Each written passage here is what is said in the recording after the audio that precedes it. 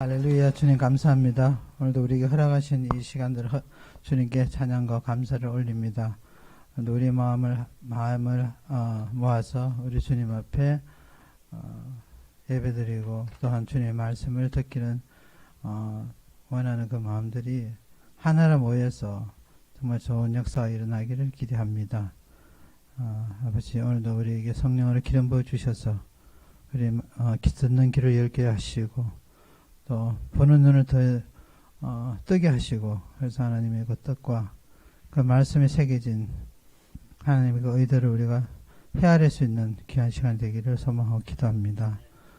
오늘 우리 예배 참석하시고 또 온라인에서 예배드리는 모든 분들에게 하나님의 은혜와 기름 부음이 함께하기를 예수 이름으로 축복 기도합니다. 아멘, 아멘.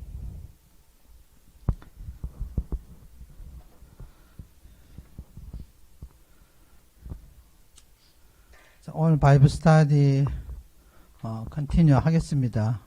그 하나님 나라에 대해서. 오늘 하나님 나라는 그 제목을 좀 달아봤습니다. 하나님 나라와 회방꾼들.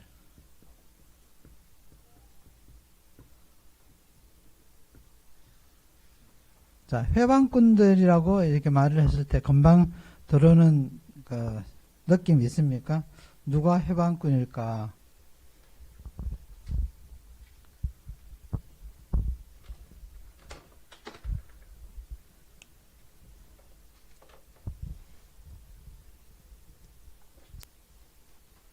이 회방꾼들은 아주 하나님의 역사와 동시대에 살았던 회방꾼들이고, 지금도 여전히 회방꾼들의 그 일들을 하고 있습니다.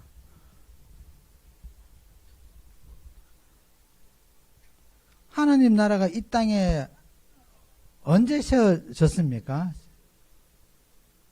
가장 먼저 세워졌을 때, 우리가 이제 공부를 이걸 하시면서 배웠던 과정에서 예수님께서 이 땅에 오심으로 말미암아 그분의 사역이 시작됨으로 하나님 나라가 이제 왔다라고 예수님께서 선포하시고, 그 세례 요한은 예수님 앞서서 그것을 준비하는 사역을 했습니다. 그래서 일반적으로는 하나님 나라는 언제 세워졌을까요? 그랬을 때 예수께서 사역을 시작하심으로 그때 세워졌다라고 일반적으로 이해를 합니다. 근데 전체 하나님의 역사를 보면은 이미 오래전에 하나님 나라는 세워졌습니다. 언제일까요? 우리가 아는 그 에덴이라는데,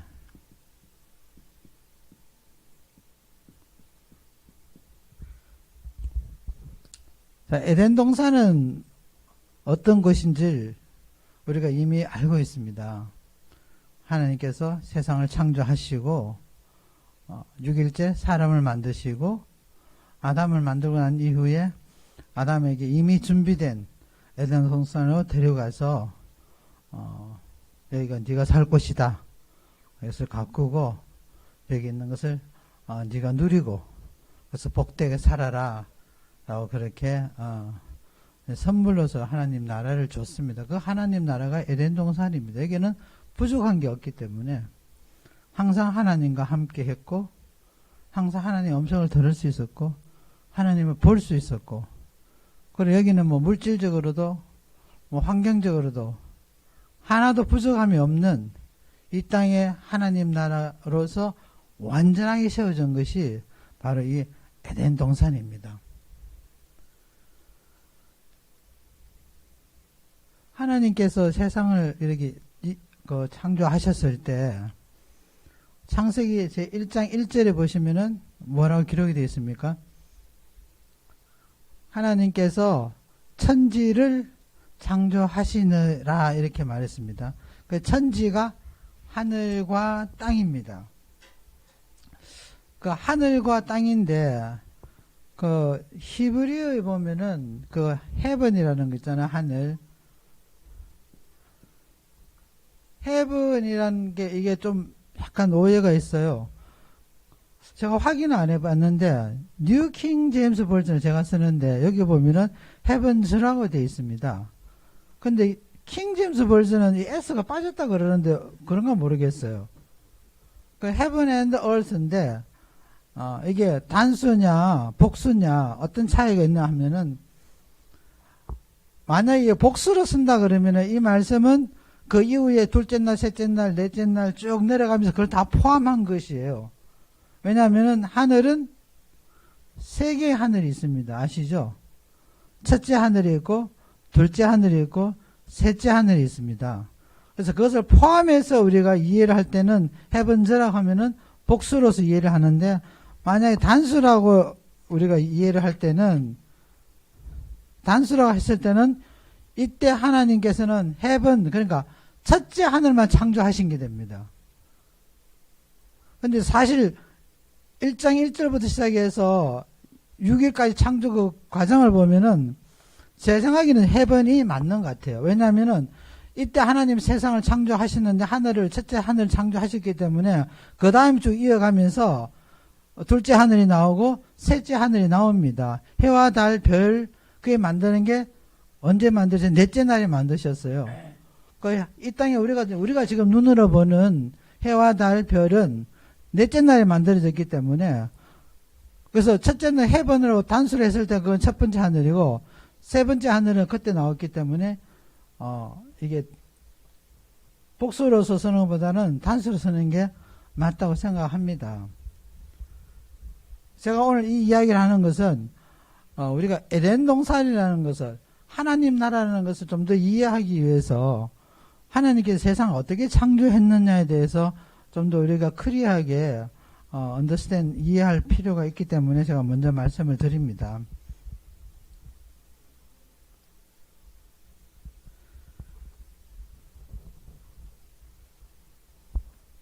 자, 에덴 동산이 하나님 나라의 모든 조건을 갖춰 있는데 그러면 에덴 동산 외에 지구 그 땅 전체가 별 볼 일 없었느냐?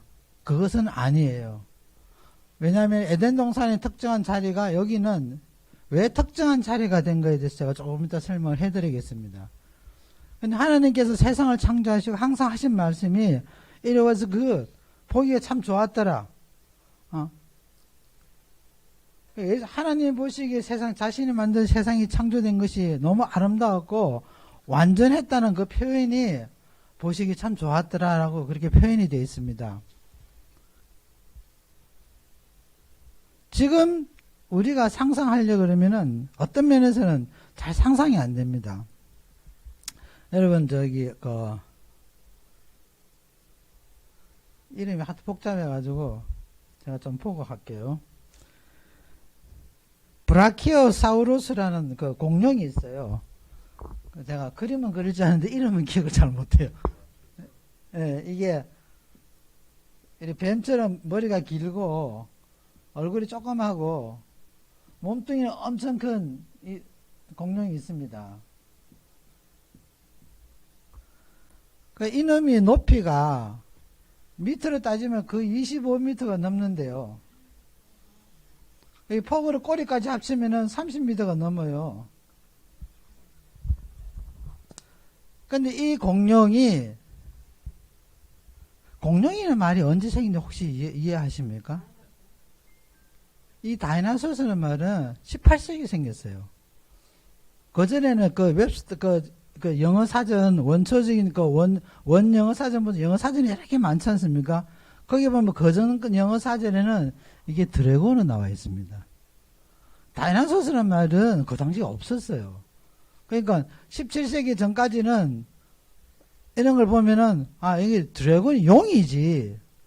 이게 뭐 지금 우리가 이야기하는 공룡, 다이나소스가 그게 아니에요. 그러니까 17세기 르네상스 혁명이 일어나고 이게 인본주의가 일어나면서 많은 것이 바뀌었습니다. 근데 그 정점에 이제 종의 기원이 나오죠.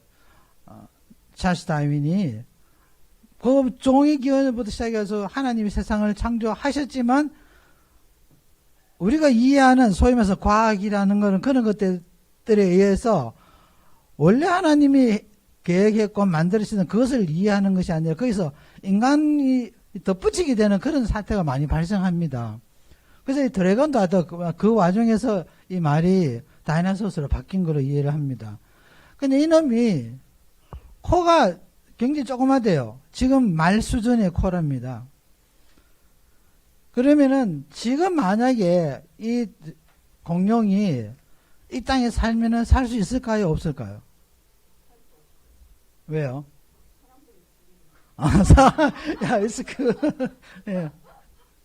그래서 그 화석이나 이런 데 보면은 그림이나 이런 데 보면은 공룡이 많이 죽고 사람들의 창에 막 찔려가 죽는 이런 그림들이 많습니다. 근데 그 그림들이 많다는 의미는 그 당시에 사람이 살았을 때 공룡이 살았다는 이야기예요, 사실은. 없는 이야기에 사람들 그림을 안 그리거든요. 근데 이게 뭐 수백만 년 전에 현대 과학자들은 다 죽었다고 이야기하잖아요. 뭐 유성이 떨어져서 죽었다는 등 뭐 어쩐다는 여러 가지 이유를 통해서. 근데 이 공룡이 지금 현재 이 땅에서 산다면은 살 수가 없습니다.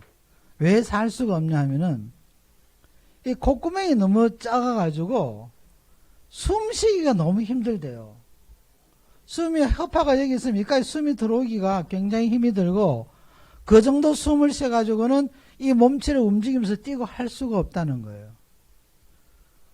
근데 지금 아시다시피 공룡의 자네들이 공룡이 살았던 곳이 온 지구 전체에 다 그 흔적이 나오지 않습니까? 그래서 상당히 많았다는 거예요. 우리 한반도 같은 경우에도 한국 같은 경우에도 그 조그만 나라인데도 공룡들이 엄청 많이 나오거든요, 자네들이.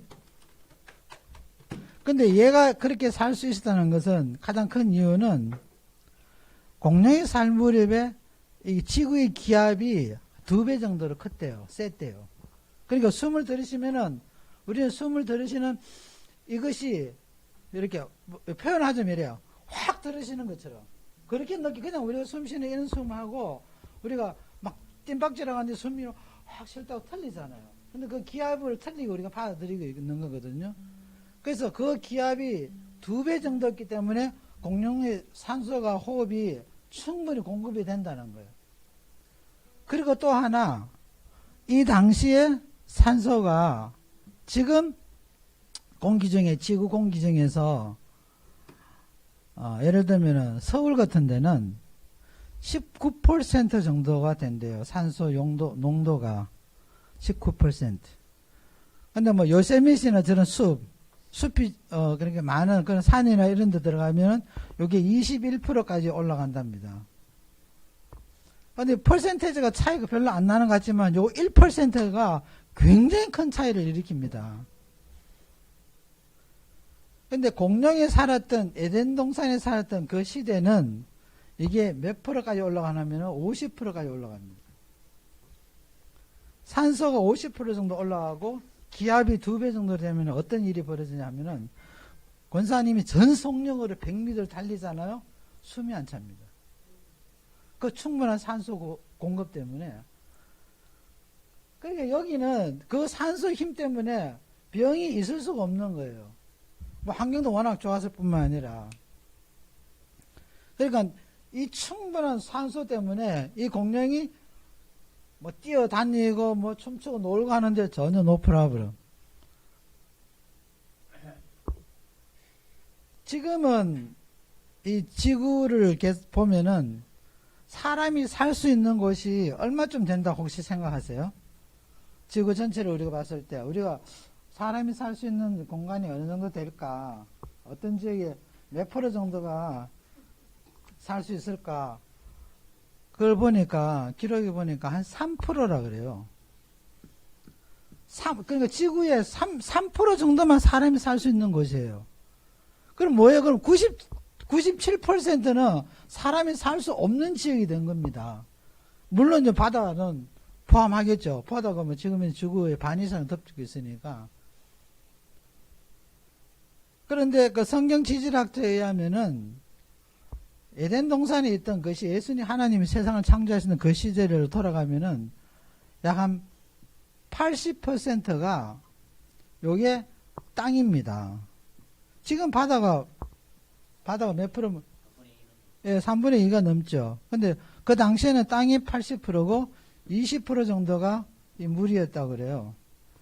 예, 여기가 바다인데 뭐 지금 태평양도 안 되는 사이즈예요.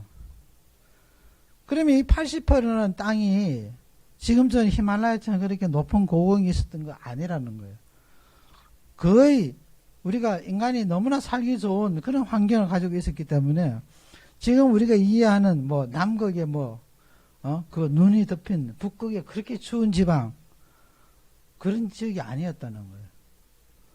거기에 이제 그 화석에 의하면은 시베리아 같은 경우에서 그 맘모스 있죠, 여러분. 맘모스 기억하시죠? 코 이만하게 막 뿌리에 돌아가고 그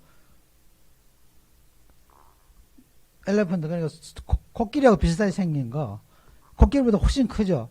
이 맘모스 화석들은 거의 시베리아 그 북극 지방에서 엄청나게 많이 발견이 됐어요. 근데 지금같이 만약 거기가 동토지역 같으면은 맘모스 살 데가 없습니다. 풀이 없는데 풀과 나무가 없는데 어떻게 살아요? 그러니까 당연히 얘들은 지금으로 보면은 아프리카 정도 와서 아프리카에서 많이 살고 있어야 되는데 시베리아 다 살고 있었다는 거예요. 그래서 시베리아가 그 당시에는 맘모스가 살던 시절에 온화하고 초원지였다는 거예요. 그래서 많은 그 화석들을 이렇게 조사를 해보면은 남극 밑에서 풀이 자라고 있었던 그 증거가 많이 나온대요. 나뭇잎이 있었다는 게. 그러다 보니까 이 땅이 우리가 상상하는 것 상하는 엄청나게 살기 좋은 것이에요. 가만히 생각해보면 하나님께서 세상을 만드셨대 우리한테 살기 좋게 만들어 놓지 저 사막지대 만들어가지고 힘들게 걸어가고 그렇게 안 만들었다는 겁니다. 지금 지구의 환경들은 거의 홍수 이후에 다 파괴돼가지고 점점 나빠져서 오늘까지 온 거예요. 자, 이 에덴 동산이 이 지구 전체, 그렇게 아름다운 지구 전체의 중심에 있었습니다. 자, 아담하고 하와가 여기 살았습니다. 얼마나 행복했을까요? 상상이 되십니까?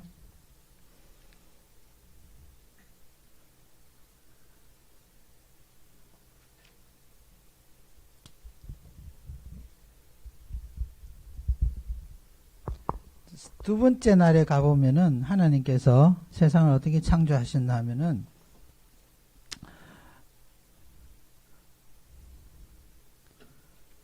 7절에 가보면은 1장 7절에 가면 6절에 가면요 하나님이 가라사대 물 가운데 궁창에서 물과 물로 나누게 하리라 하시고 하나님이 궁창을 만들어서 궁창 아래의 물과 궁창 위의 물로 나누게 하시며 그대로 되니라. 그래서 궁창을 하늘이라 라고 했습니다. 8절에 보면은. 그래서 하늘이 지금 둘째 하늘이 만들어지는 과정이에요. 여기가 둘째 하늘. 첫째 하늘은 제일 앞에 천지를 창조하시느니라 해가지고 빛이 있으라 할 때 이제 빛이 있어. 요때가 이미 첫째 하늘이 만들어지는 거예요. 그래서 여기서 이제 궁창이 하늘이라 그래서 여기가 둘째 하늘이고 그 다음에 18절에 보면은 하나님이 투 큰 광명을 만들고 그 앞에도 보면은 하나님이 가라사대 하늘의 궁창에 광명에서 주야를 나누게 하라. 해와 달과 별을 만들어 그게 이제 셋째 하늘이에요. 우리가 눈으로 보는 셋째 하늘입니다.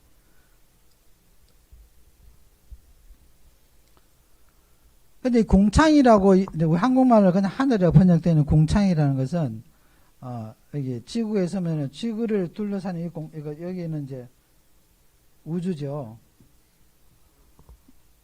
지구에 그 중력이 미치는 그 영역 안에 있는 것을 여기를 물이 있다 그래요. 그러니까 이 땅에도 물이 있지만 이 우주와 지구의 그 중력이 미치는 그 중간 사이에 물이 있다는 거예요.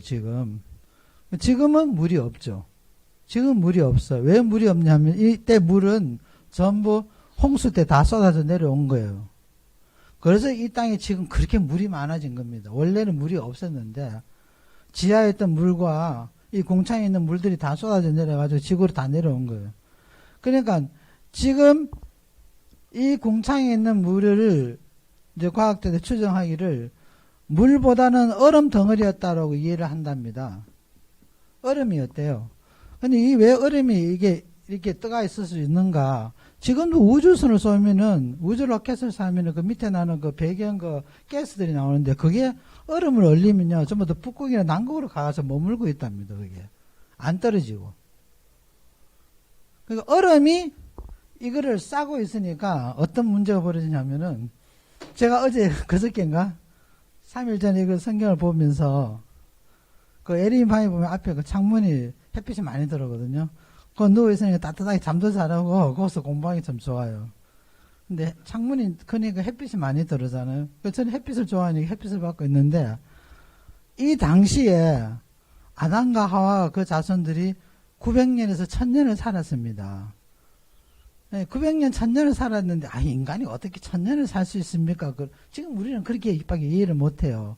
예수를 안 믿는 사람들은, 그거는 과장이고 뻥이라고 이야기하지만, 1000년을 살 수 있는 기준이, 아까 제가 말씀드린 그 산소 농도, 그 기압, 그 다음에 이 얼음이란 존재 때문에, 그러니까 공창이 위에 있는 물 때문에, 이 물을 통과하는 모든 우주선들이 하나님 얼마나 절묘하게 만드신다면은 적외선하고 우리한테 좋은 햇빛은 다 이렇게 통과가 되게 만들어 놓고 우리 인간한테 가장 나쁜 건 자외선 같은 거, 뭐 감마선, 베타선 이런 것들은 다 차단이 됩니다.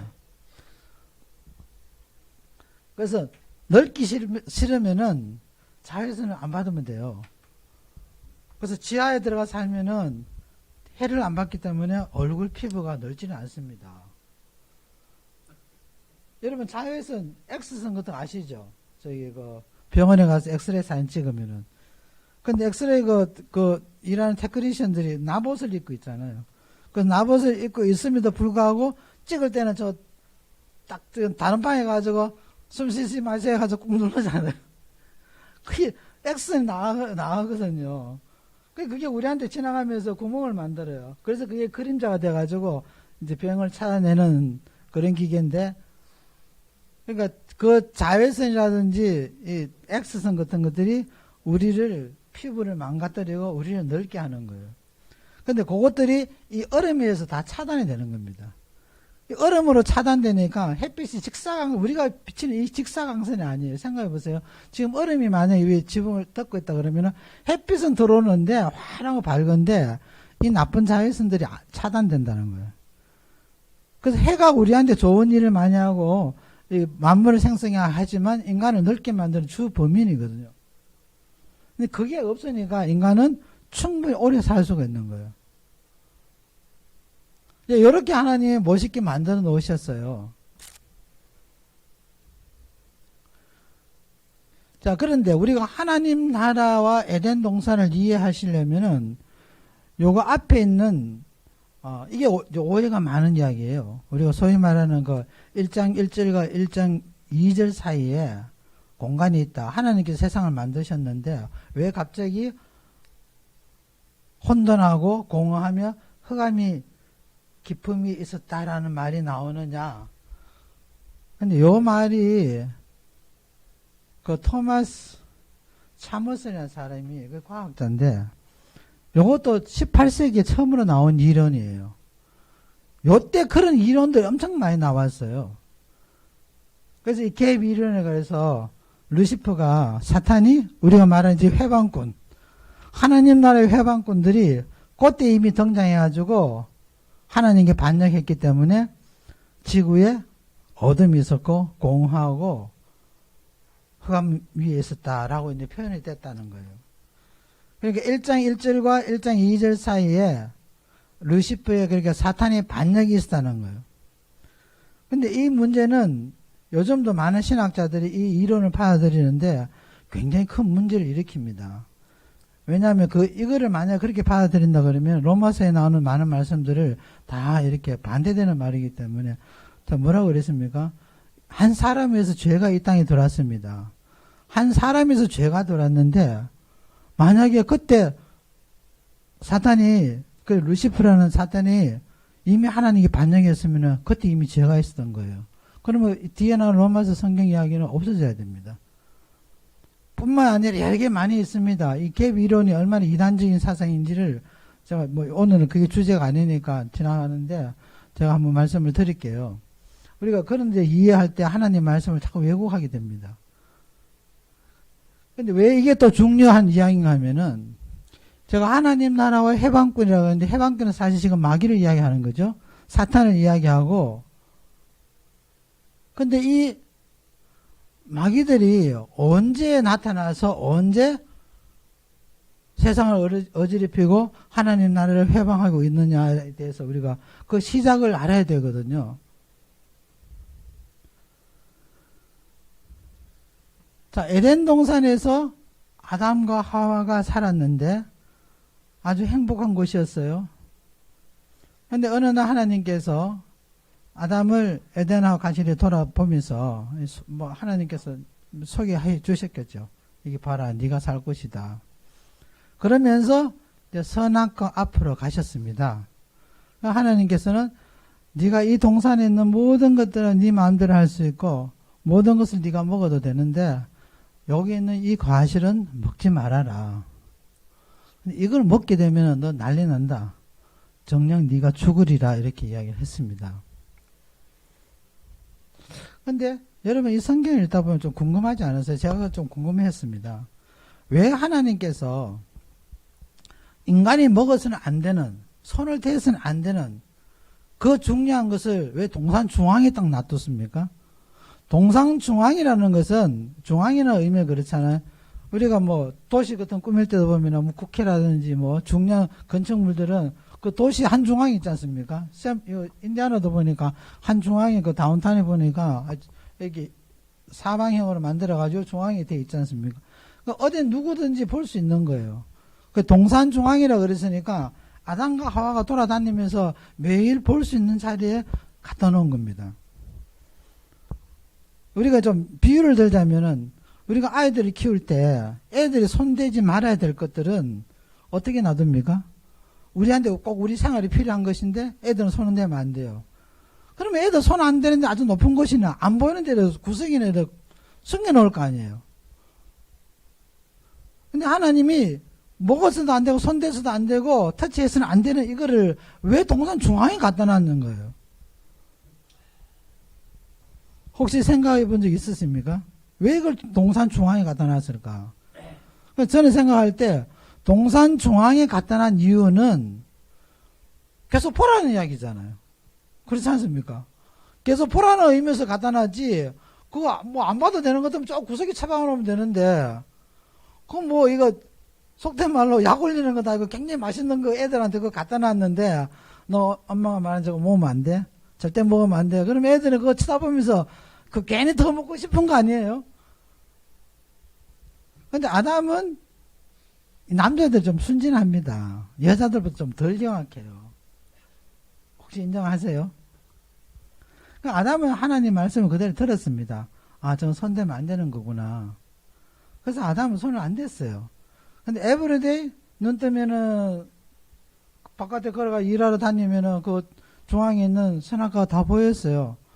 그 앞으로 돌아다니고 그 앞에서 놀기도 하고 그 앞에서 밥도 먹기도 하고 언제나 바라보고 함께 할 수 있는 그 자리에 선악과가 있었다는 겁니다. 그런데 하나님이 아담한테 이 에덴 동산은 네 것이라는 말은 안 했어요. 네 것이면 네가 이런 것을 다 쓸 수 있다. 우리가 뭐해서 허락을 해준 거야. 하나님 이게 다 하나님 건데 내가 네한테 허락해 주니까 네 마음대로 쓰라 그랬는데 이 에덴 동산에 그 당시에 이제 아들하고 딸들이 나오기 전에 하나가 더 있었습니다. 존재 하나가. 혹시 누군지 아세요? 이 소위 말하는 이게 이 회방꾼이 하나 있었습니다. 회방꾼의 이름을 우리가 보통 뭐 루시프라고 이야기하죠. 이 루시퍼가 뭐 이름이 뭐 이게 잘못됐다는 사람도 있고 원래는 할렐이라는 이름인데 뭐 이렇게 바뀌었다 뭐 이렇게 이야기하는데 우리는 뭐 그것까지 알 필요 없고 루시퍼로 이제 번역이 되어 있으니까 이 루시퍼가 어떤 존재냐면은 천사장입니다. 그러니까 하나님의 첫 번째 창조물이 루시퍼가. 그러니까 풀하고 뭐 이런 짐승 말고 인간으로서 혹은 천사로서 이렇게 하나님과 교류하고 숨쉴 수 있는 그런 존재로서 볼 때 루시퍼는 첫 번째 창조물이에요. 하나님은 루시퍼를 엄청 아름답게 만들었습니다. 그 이야기가 에스겔서 28장에 보면은 28장으로 보시면은 그 이야기가 들어있습니다.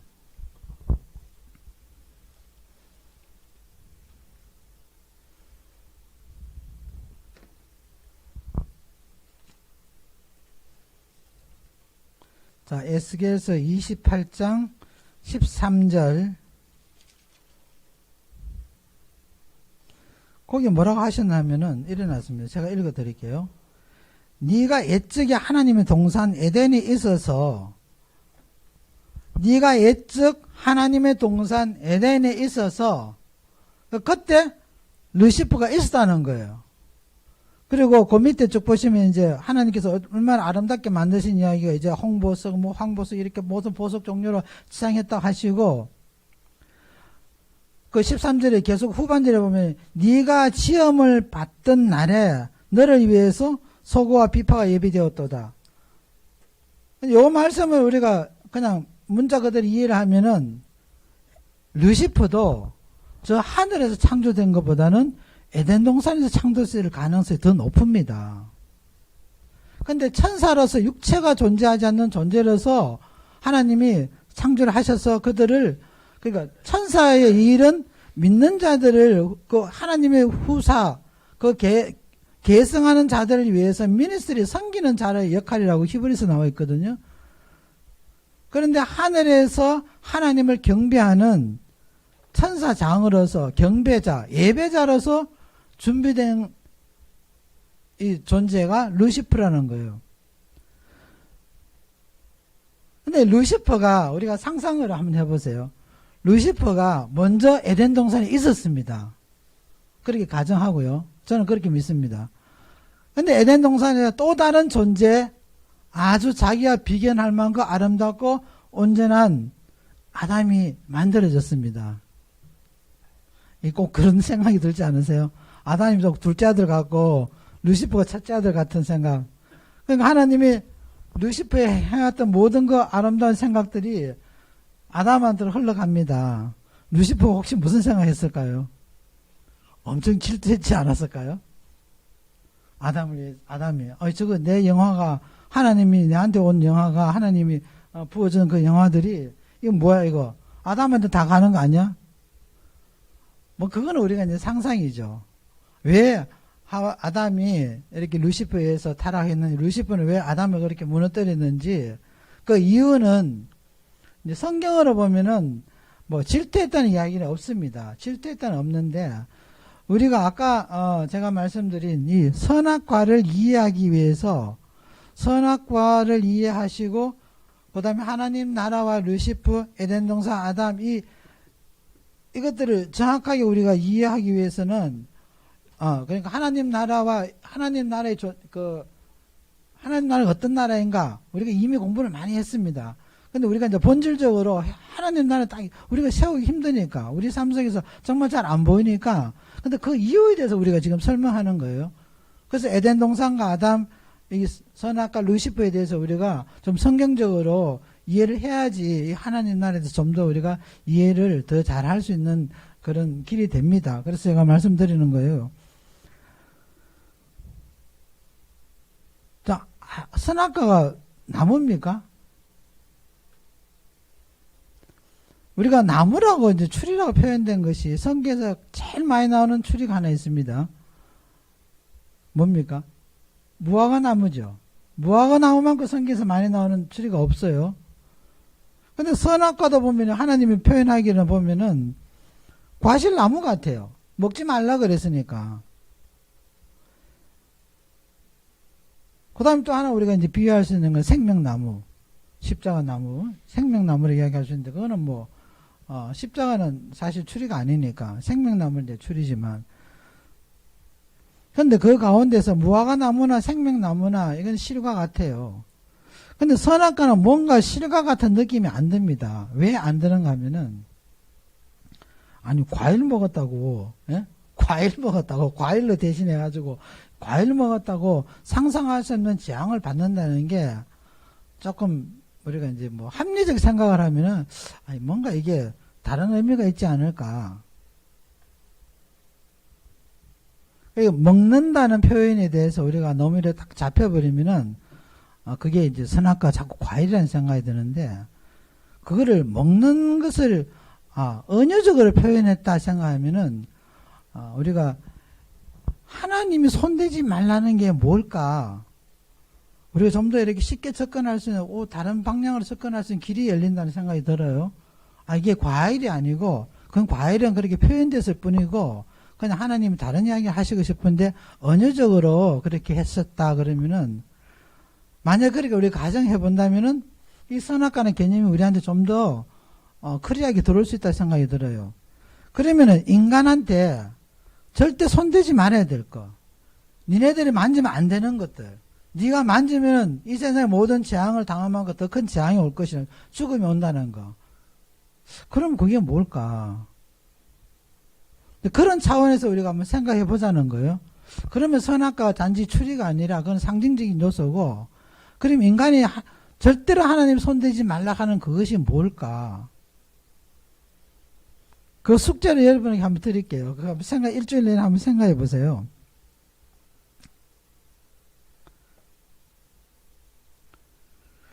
근데 이 선악과의 원 이름은, 우리 이제 한국말로 번역돼 그냥 선악과로 되어 있지만, 이제 그 히브리어 그걸 따져가지고 번역했는 거 보면은, 그러니까 선과 악을 아는 지식의 출이라 그랬어요. 그러니까 지식의 나무라는, 그걸 먹으면 눈이 밝아서 안다는 거예요. 그러니까 루시퍼가 하와를 유혹할 때도 그 철이 먹어도 돼. 이거 먹으면 우리 죽는다 그래서 하나님 죽는다 그러니까 먹으면 안 돼 그러니까 그거 먹어도 괜찮은 거예요. 그런 거예요. 그러니까 그게 단지 먹는 것 같으면은 진짜 괜찮죠. 뭐 과일 하나 먹었다고 죽겠어요? 근데 그게 이제 하와도 아무래도 이 이름을 알았지 않았겠어요? 이게 지식의 나무라는 거. 이걸 먹으면은, 이거를 캐치하면은 우리가 루시퍼 그랬죠. 네가 하나님 같이, 네가 정령 죽지 않고 하나님 같이 그런 지식을 아는 자가 될 것이다 그런 거예요. 그러니까 루시퍼도 정확하게 이 선악과에 대해서 이해를 하고 있었습니다.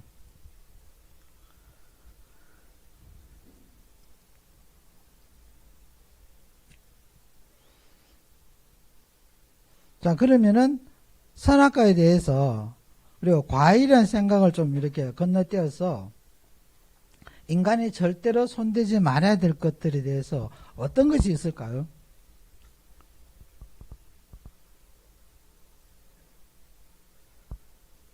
요한일서 5장에 가면은 요한이 기도에 대해서 이야기를 합니다. 그리고 용서에 대해서 이야기를 하는데 뭐라고 이야기했냐면은, 사망에 이르는 죄가 있다.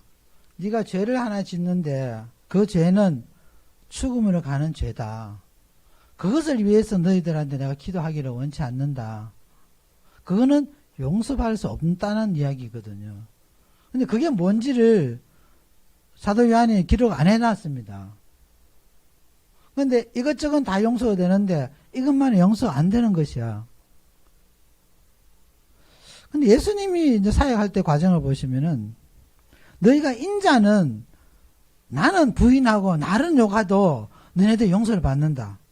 예수는 아무것도 아니야. 그 사람이야.